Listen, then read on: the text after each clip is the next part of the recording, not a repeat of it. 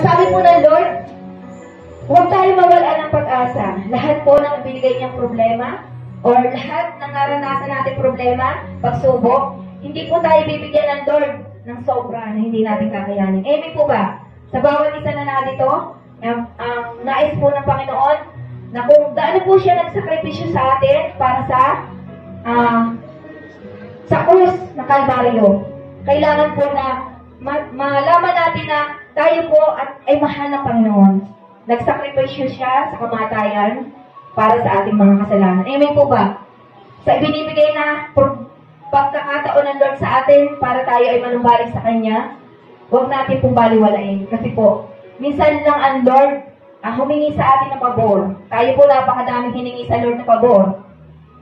Walang humpay. Pero sa Lord, isa lang yung hinihingi niya pabor, hindi pa natin mapagbigyan. Amen po ba? Kailangan po, hindi mawawala sa ating yung, sabi nga, napakahalaga po ng prayer. Ngayon po sa ating tahanan, sa ating mga ginagawa, sa trabaho natin, sa eskwelahan natin, sa mga nais natin, every minute po meron tayo panalangin sa Lord. Pero sabi nga po ng Lord, kailangan yung naayon lang sa kanyang kalooban. At huwag po tayo magtamtam sa Lord. Amen po ba?